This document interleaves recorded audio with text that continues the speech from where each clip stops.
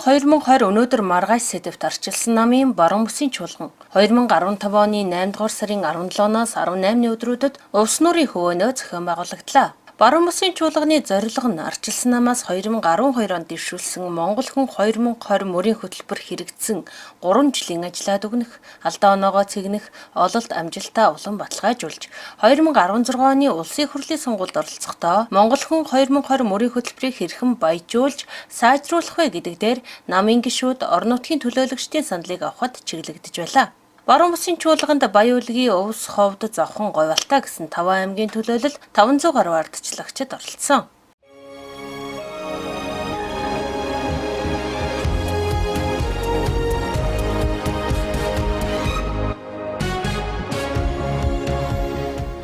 Увс нуурын хөвөнд 500 гаруй оролцогчтой өндөр дээд хэмжээний зочид төлөөлөгчтой чуулганыг богино хугацаанд өндөр хэмжээнд зохион байгуулах ачааны хүндийг Увс аймгийн арчилсан намын удирдлага намын хэрэг эрхлэх газар өргөсөн. 500 гаруй хүний судалтай томосор барьж уулзалт хилцүүлгийг урьдчилан бэлтгэсэн гэрт зохион байгуулах зэргээр тохилог орчин бүрдүүлсэн нь чуулганд оролцогчид санал бодлоо чөлөөтэй илэрхийлж ажил хэрэгч бүтээлчээр оролцох боломж нөхцөлийг хангаж чадсан байлаа. Өнөөдөр болж байгаа энэ бүсийн чуулган ч гэсэн бас төв намаас бас биднэрт ач холбогдол өгөө та нар бүсийн эдийн засгийг багцаар нарснаа том хөтөлбөр гаргаж ажиллаж байгаа учраас Увс аймагт энэ арга хэмжээг бас бүсийн намын арга хэмжээг хийх илүү зохиомжтой байна. Та нарын өмнөх төр зохион байгуулалтын ажил өмнөх чуулганаас харсан ажлын үр дүн тооцоо судалгаандаар ч бид нар тулгуурлаж бас энэ ажлаа явуулъя гэж төв нам бид нар санал тавиад тэгээд богино хугацаанд зохион байгуулалтад ажиллаж байгаа. Баруун бүсийн чуулга уулзалтыг нээж арчилсан намын дарга улсын хурлын дарга инх болдог үхэлэхдээ арчилсан нам засаг барах энэ хугацаанд бодлогын томоохон шинжилэл бүтээн байгуулалт үйлдвэржилтийн ажлуудыг эхлүүлсэн. Бид хийсэн ажилдаа хэлэх өгтэй. Зөвхөн Увс аймгаар жишээ болгоход 2012 онд увсчууд анхудаага арчилсан намд итгэл үзүүлсэн. Үр дүнд нь зам харилцаа дид бүтэц сайжрлаа. Энэ бол оновчтой бодлого хэрэгжүүлсний үр дүн хэмээн онцлон тэмдэглэсэн юм а. За 1998-аас 2013 онд орон сууцны зээлийн хөвөдүүд 20% байсан. Бид нар энийг 8 болгосон. 15 жил 25 мянган өрх орон сууцны зээлээр байранд орж ирсэн бол 2 жил 74 мянга болсон байна. Энэ бол Монгол банкнаас авсан аль биесний тоо байна. 2 жил 74 мянгаыг оруулах уу 15 жил 25 мянгаыг оруулах уу гэдэг ийм бодлогын өөрчлөлтийг бид хийсэн. Монгол хүн 2020 өнөөдөр маргааш чуулганы оролцогчдын дунд ажилдаа орлоготой монгол хүн, эрдэм боловсралтай монгол хүн, эрх чөлөөтэй монгол хүн, аюулгүй орчинтой монгол хүн, эрүүл чийрэг монгол хүн гэсэн сэдвүүдээр салбар хэлэлцүүлэг зохион байгуулсан. Салбар хэлэлцүүлгийг зохион байгуулахдаа арчилсан намын мөрийн хөтөлбөрөөр сайн хэрэгжүүлж буй ажлууд, цаашдаа анхаарч ажиллах ажил, хангалтгүй хэрэгжиж байгаа ажлуудын талаар оролцогчдын саналыг авч эренблүүлсэн.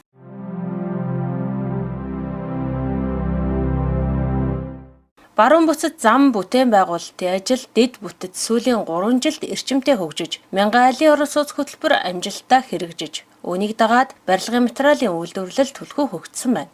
Харин эрчим хүчээ өөрсдөө бий болгох, махны үйлдвэр барьж экспортоо нэмэгдүүлэх бодлого барих, хөлмөрийн харилцааны эрх зүйн шинжилгээний асуудал хэрэгжүүлэх шаардлагатай чухал асуудал гэдгийг ажилтаа орлоготой монгол хүн өнөөдөр маргааш салбар хэлэлцүүлгийн оролцогчид дүгнсэн. Аймаг болон хотуудын хоорондсон авто замыг барьсан нь бол хамгийн их чухал ажилтаа орлоготой монгол хүн хөтөлбөрийг хэрэгжүүлэхэд нэлээд тус зохион болсон гэсэн тийм сайн ажлын тоонд орж байна. За бас ерөнхийдөө бүх аймагуудад орон сууц хөтөлбөр хэрэгжиж Монгол Улсын засгийн газраас 8% зээлийн бодлогыг хэрэгжүүлж чадсны үр дүнд барилгын материалын үйлдвэрлэлүүд бол аймаг бүрт бол бас нэлээд төлхөө хөгжиж орон сууц нэлээд олноор баригдаж хүмүүс ая тухтай орчинд амьдрах тэрний цаана улам хүний ажлын байр бий болж байна гэсэн ийм сайн зүйл гарч байна. Ажилдаа орлоготой монгол хүн хөтөлбөрийн хүрээнд алдсан жил нийгмийн даатгалаа нөхөн төлөвлөх тухай хууль нүдэ олсон ажил болсон. Цаашдаа хамтын тэтгэврийн тухай хууль нийгэмд хамгийн их хүлээлт үүсгэж байгааг оролцогчид илэрхийлж байлаа. Хүн амын хөгжлийн бодлогыг үндсэнд орхигдуулсан. Тэгээд төсөв хөрөнгө оруулалтыг дандаа нийгмийн материалын салбар руу зарцуулдаг. Хүн амын хөгжлийн бодлого, хүн амын бүлгүүдийн өмнө тулгамж байгаа асуудал ерөөсөө орхигдуулж ирсэн. Энэ нэг бол нийгмийн тэгш хөгжлийн боломжийг алдагдуулсан. Ийм өрөөсгөл юм хөгжлийн бодлого барьж ирсэн. Түүх байсан. Тэгээд ер нь Далавчаар бол одоо өөрөөс нь далавчгүй шуул гэсэн үг.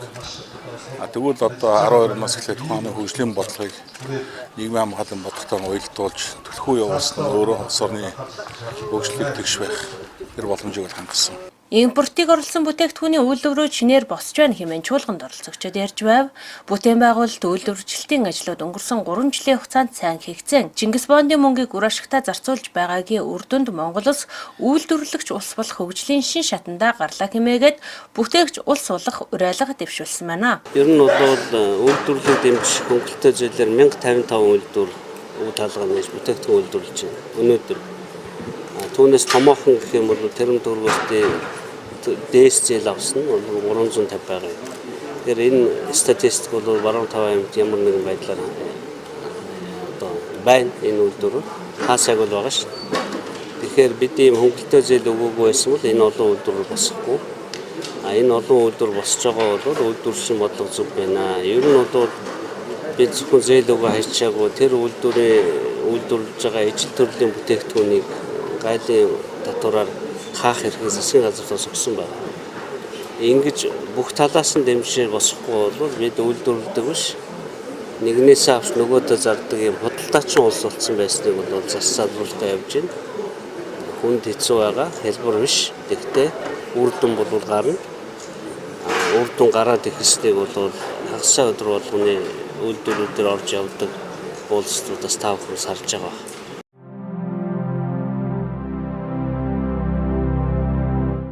Эрхчлөөтэй Монгол хүн хөтөлбөрийн хүрээнд төр засгийг иргэдэд нээлттэй болгож, цахим засаглал хөтөлбөр амжилттай хэрэгжиж, төрийн үйлчилгээ иргэдэд ойртож тунгалаг болсоор байна. Цаашдаа төрийн бүх шатны албан хаагчид үүргээ ухамсарлах, хариуцлагатай ажилдаг байх тал дээр анхаарч, цалин хангамжийг ажлын бүтээмжтэй уялдуулан, ашиг сонирхлын зөрчлөөс ангид байлгах асуудлыг бодлогын хүрээнд шийдвэрлэх шаардлагатай хэмээн оролцогчид дүгнсэн. Тус хөтөлбөрийн хүрээнд бизнесийн ээлтэй орчин бүрдүүлэх талаар томоохон бодлогоодыг хэрэгжүүлсэн нь эрхчлөөтэй Монгол хүн хөтөлбөрийн хамгийн сайн үр дүн хэмээн чуулганд оролцогчид дүгнэж байлаа. Одоо хуулийн салбарын 12 хуулийн төсөл усыг хүргэсэн байгаа. Тэгэхээр энэ өөрчлөлт бол одоо явж байгаа. Энэ өөрчлөлт нь бол тэр эрхчлөөтэй байх, хүнийг айх аюулгүй байх, зөрчигдсөн эргэн сэргээх чиглэсэн хуулийн байгууллагуудын үйл ажиллагааг арчилсан шинжилгээтэй болох хүний эрхийг хүндэтгэх чиглэсэн одоо ийм хуулиуд байгаа юм.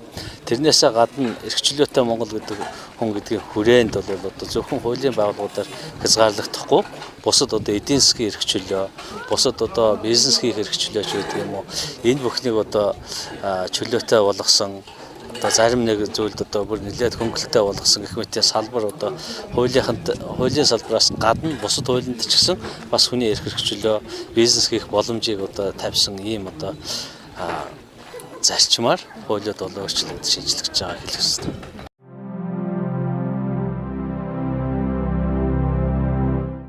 Эрүүл чирэг Монгол хүн мөрийн хөтөлбөрийн хүрээнд хийж хэрэгжүүлсэн ажлаас хамгийн үр дүнгээ өгсөн нь орон нутагт оншилгооны төв байгуулсан явдлаа. Түүнчлэн эрүүл амьдралын зөв дадал хэвшүүлэх, нийтийн биеийн тамирыг дэмжих чиглэлээр тодорхой ажлуудыг санаачлан хийж байна. Увс аймгийн хувьд эрүүл мэндийн эрдэм шинжилгээний ажлыг дэмжиж, өвчлөлийн шалтгаан нөхцөлийг илрүүлэх чиглэлд ихээхэн анхаарч ажиллажээ. Орон нутгийнхаа хүн амын дунд зөнхлөн тохиолддог хавдрын судалгааг хийлгэж байгаа бол ирээдүйн хойч үеэ суур өвчлөлөөс сэргийлж, эрүүл чирэг иргэнтэй болгохын тулд амны хүндийн эрүүл мэндийн үзэлгийг сургууль цэцэрлэгийн насны хүүхдүүдийн дунд явуулж, эрүүлжүүлэх ажлыг зохион байгуулжээ. Цаашдаа сум дундын эрүүл мэндийн ажилчдыг чадварчуулах, иргэн бүрийг жил бүр эрүүл мэндийн үзлэгт хамруулдаг байх, усан бассейн, спорт талбай байгуулах ажлыг хийж хэрэгжүүлэх шаардлагатайг оролцогчид онцолж байлаа.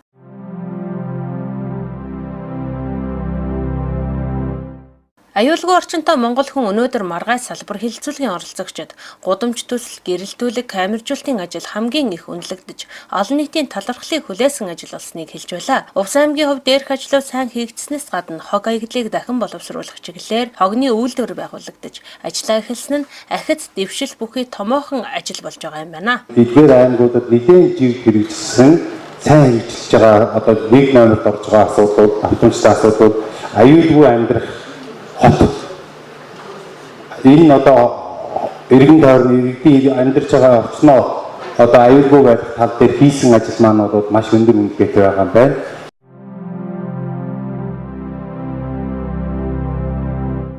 Эрдэм боловсралтай Монгол хүн хөтөлбөр аймаг бүрт өөр өөрийн онцлогтой хэрэгжиж байна. Сургуулийн өмнөх боловсролын системд ихээхэн дэвшил гарч байгаа бөгөөд боловсрал олгох хөтөлбөр нь орон нутагт зан заншлаа өвлүүлэх чиглэл түлхүүн анхаарч байгаа нь эрдэм боловсралтай Монгол хүний төлөвшөлт анхаарч буй ач холбогдолтой ажил болсон хэмээн эрдэм боловсралтай Монгол хүн өнөөдөр маргааш салбар хэлэлцүүлэгт оролцогчид дүгнсэн. Цаашдаа үдийн цай, хүүхдийн дүрм товцос, эсэлтийн ерөнхий шалгалтыг чанаржуулах, цэцэрлэгийн хүртээмжийн асуудалд анхаарах шаардлагатай санууллаа. Увс аймгийн хувьд хүүхэд үрийг хөгжүүлэх чиглэлээр нэг анги 1000 бодлого, бяцхан санхүүц зэрэг ажлууд нь бусад аймагуудад туршлах болохуйц болжээ хэмээн хэлэлцүүлэгт оролцогчид дүгнсэн. Нэг анги 1000 бодлого гэсэн юм одоо жижиг хөтөлбөрийг оруулж ирж математик, химийн одоо 1000 бодлогын уралдааныг аймгийн хэмжээнд зохион байгуулаад дуусна. Энэ нэгдүгээр хайранд орсон анги хамт олныг сая төгрөгөөр шагнадаг ийм одоо за бяцхан санхүүч гээд хүүхдийн санхүүгийн боловсролыг бас хүүхдийг санхүүгийн боловсралтай болгох зориулсан бяцхан санхүүч гээд ийм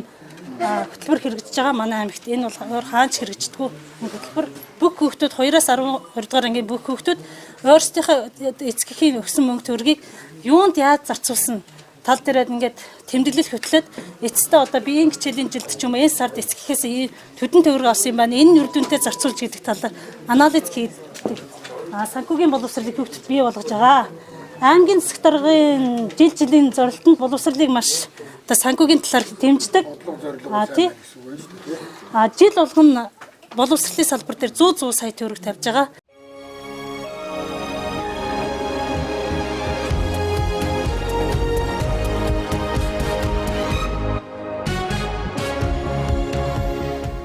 Зохион байгуулалтын өндөр түвшинд эхэлсэн Монгол хүн 2020 өнөөдөр маргааш баруун бүсийн чуулган ажил хэрэгчээрээ бүтээлт санаачилгаар дүүрэн байлаа. Иргэдийг бэлэнчлэх сэтгэлгээнд хэвшүүлж, бэлэн мөнгө тарааж, улс төрийн хожоо хайлгүйгээр үйлдвэрлэгч бүтээгч улс болохын төлөө баялаг бүтээгч хувийн хөвшлийг дэмжиж ажиллаж байгаа нь оновчтой бодлого гэдгийг чуулганд оролцогчид онцолж байсан. Самура Чингис Бондын 2 тэрбум $, үйлдвэр зам барилга болон эдийн засагт үр өгөөж өгч байгаад талархаж байлаа.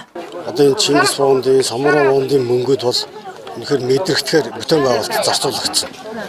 Ер нь Монголд одоо яг хэрэгцээтэй байгаа цементийн үйлдвэр за тэгээд одоо дид бичсэн тэр мэддэгтэй манай аймагт бол одоо бүр сүүлийн одоо бараг миний мэдээс 50 гаруй жилд хийгдэг бүтээн байгуулсан бол хийгдлээ. Ийхүү баруун бүсийн ардчлагчид засаг барсан 3 жилийнхээ алдаа оноог дүгнэж амжилт олдтыг салбар хэлэлцүүлгүүдээрээ дүгнэн нэгтгэж авсан. Үүний дараагаар аймагуудын арчилсан намын дарганаар намаас зохион байгуулж байгаа ажлуудаа танилцуулсан. Увс аймгийн арчилсан намын хувьд нийгмийн сайн сайхан зүйлд уриалсан, зөв хандлага төлөвшүүлэх, нэгэн зорилгын дор нам үзэл суртал үл харгалзан олон нийтийг нэгтгэх шинэлэг ажлуудыг зохион байгуулж байгааг чуулганд оролцогчид сайшааж байсан. Увс аймгийн арчилсан намын баримталж байгаа бодлого бол шин тэмүүлэл. Аливаа зүйлийн эерэг талыг олж харж түгээх, хувь хүний дотоод нөөцийг илрүүлж өөртөө итгэлийг бий болгох, хүсэл тэмүүлэлтэй зорилготой амьдрахад туслалцаа үзүүлэх. Энэхүү агуулга үнэт зарчмын хүрээнд хүслийн захиа хүсэл биелүүлэх. Бүх челленж ном хандвал хаяныг нийгмийн өргөн хүрээнд зохион байгуулж чадсан байна. Хамгийн гол нь хүслийн захиа хаяны бас нэг нэлээд давуу талтай нэг шинэ менежментийн хандлагаар явуулсан арга барилын хувьд бид нар 30000 хүүхдийн хүсэл мөрөөдлийг жагсаачаад энийг сошиал ертөнцид за энэ тариалан сумын энэ хүүхэд ийм юм хүсэж байна. Түргэн сумын хүүхэд ийм асуудал би нэг иймтэй болчмоор байна. Би нэг динза гэдэг үлгэрийн сургалтаа болчмоор байна. Би ээжтэй далтын ахаад аваад өгмөр байна. Гэсэн энэ бүх хүсэл мөрөөдлүүдийг бид нар Facebook бүгдийг жагсаалтаар гаргаж тавихад хүмүүс эргээд энэ хүсэл мөрөөдлүүдийг бий биелүүлье гэж ингээд өчигдөр давхардсан тоогоор бид нар энэ 300 орчим хүн манай хүслийн захиа хаяны хүүхдийн хүслийг биелүүлэхэд оролцсон. Увс аймгийн ардчилсан намын үед барьж байгаа шинэ хандлага нь бас шинэ тэмүүллийн гэсэн бодлогын дор дөрж ажиллая. Энэ өөрөө увс аймгийнхаа ирээдүйд хүүхэд залуучуудынхаа хөгжил, оюун мэдээлэлд зориулсан энэ чиглэл рүү тэр хүслийн захиа хаяны номын аян байна. Энэ чиглэлүүдийг дандаа илүү хандуулж ажиллая гэж энэ талыг бид нар зорилго болгож ажилласан. Зөв хандлагатай ажлыг бас нам харгалзахгүйгээр олон хүмүүс бас дэмждэг юм байна лээ.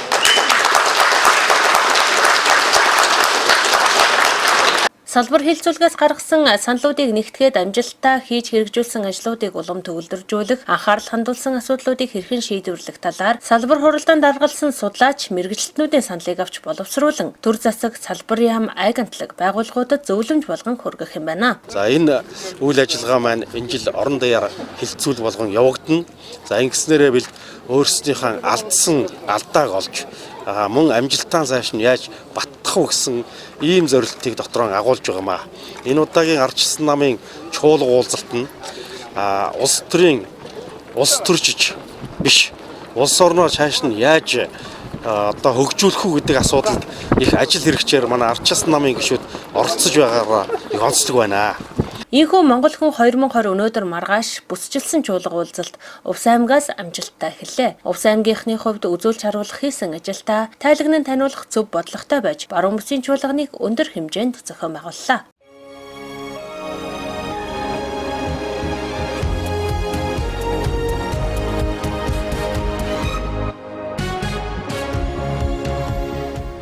Ардчилсан намын баруун бүсийн чуулган зохион байгуулсан нөөц боломжтой тулгуурлал нь Увс аймгийн ардчилсан нам, Увс дахь ардчилсан засаглалын ололт, сорилт, боломж гэсэн уулзалтыг зохион байгуулсан юм. 2012 оны орон нутгийн сонгуулиар иргэдийн итгэлийг хүлээсэн тэр өдрөөс эхлэн тоолбол 2015 оны 8 дугаар сарын 18-нд Увс аймгийн ардчилсан нам засаг барсны 1000 дахь өдөр тохиож байгаа юм а. Энэ хугацаанд хийсэн ажлаа аймгийнхаа сумуудаар бүсчлэн ажиллаж тайлагнасан бол энэ удаад гишүүд дэмжигчтэй тайлагнаж чөлөөлт ярилцлага зохион байгуулсан юм а. Их хурл засгийн газрын шийдвэр аймгийн нэрдөө застрын хамын газар, сумдын застрын хамын газар иргэдөө хурлын шийдвэрийг шатандаа хэрэгжүүлэхэд үнэхээр ардчилсан намаас сонгогдсон сонгуульд ажилтнууд бол итгэх зүтгэл гаргаж, үнэхээр ардлахаас сэтгэл зүрх гаргаж ажилласан байна. Аймагуудын мэдээлэл сонсоход ер нь бүх газар хийсэн бүтээснээ ярьж байна. За энэ дотор Увс аймаг бол улсын хурлын дарга засгийн газрын гишүүд, их хурлын гишүүд Увс аймгийн хийсэн ажил өнгөрсөн хугацаанд хэрэгжүүлсэн бодлогын талаар бол сэтгэлүүл хангалуун байлаа. Өнгөрсөн 90 жилийн хугацаанд Увсанд 20 гаруй км зам тавьсан бол бид нар 2 жилийн хугацаанд 8 уулзар 10 км замыг бид нар амжилттай тавьж чадлаа. Дээр нь дулааны станцыг ашиглалтанд өгч 2003 оноос хойш хөрөлтийн байдалд авсан аймгийг дулаан үйлжүүлэх мөн хэрэглээний алуусагч хотын төвшөнд очиход бид нар ажиллаа. Дээр нь сумдын орон нутгийн хөгжлөөс аймгийн орон нутгийн хөгжлийн сангаар хийсэн ажлууд бол нэлээд чамбаа, чанартай бага өртгөөр босч үнэхээр Увс аймагт хийж бүтээж болдгийг дээр нь сэтгэл гаргах юм бол ямар ч асуудлыг шийдэж болдгийг одоо харуулсан бид нар бас жоохон баяртай байна. Намынхаа мөрийн хөтөлбөр үйл ажиллагаа зохион байгуулж байгаа ажлын талаар ажил хэрэгчээр ярилцсан ардчилсан намын гишүүд дэмжигчид баг болон хуваагдаж, олос татаж бүх тэмцээнд оролцсон. Увс аймгийн ардчлагчид 1000 өдрийн хугацаанд хийсэн ажлаа сэтгэл багтан ярьж байна. Одоо ардчилсан засаг барьж байгаа 1000 өдөртэй холбогдож ярихад бол хийсэн ажлууд нь нэлээд бүтээлтэй, дэвшилттэй харагдаж байна. Ер нь мөнгийг бол зөв захираа зарцуулахад бол хүнд хүрдэг нүдэнд үзэж баригдахтай гэдэг нь эндээс харагдаж байна гэж ойлгож байна. Улаангомода 5 жилийн өмнө 3 жилийн өмнө ямар байсан бэлээ.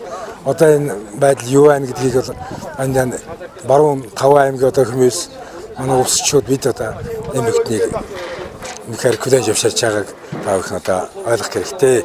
90 жилд одоо хийгээгүй ажлыг 3 жилд одоо хийж бүтээлээ гэдэг бол үнэхээр том амжилт юм а гэж би одоо энэ бас Ахмад гишүүний хувьд үнэхээр бахархаж байна. Орон нутгийн хөгжлийн сангийн гар нийтэд дарс зүйлээр соёуж байгаа бүгд нэг үйлдвэр хоньны ноосоор хоньны хүнжил, ноосон хүнжил мишок хийдэг үйлдвэр байгуулагдсан байгаа. Тэгээд жижиг дунд үйлдвэрлэл маш дэмжиж байгаа. Засгийн ажлыг бодлогоор дэмжиж, орон нутгийнхаа удирдлагатай хамтран ажиллаж, баруун бүсийн хөгжил түлхэц өгөхөц томоохон ажлуудыг Увс аймгийн ардчилсан намаас зохион байгуулсан байлаа. Увс аймгийн хувьд нам засаг хоёр нь тус тустай удирдлагатай байгаа. Засаг нь засгийнхаа, нам нь намынхаа ажлыг үр дүнтэй зохион байгуулж байгаа сайн туршлага болж байгааг тус уулзалт ярилцлагын үеэр ардчилсан намын удирдлагууд цаашаа тэмдэглэж байлаа.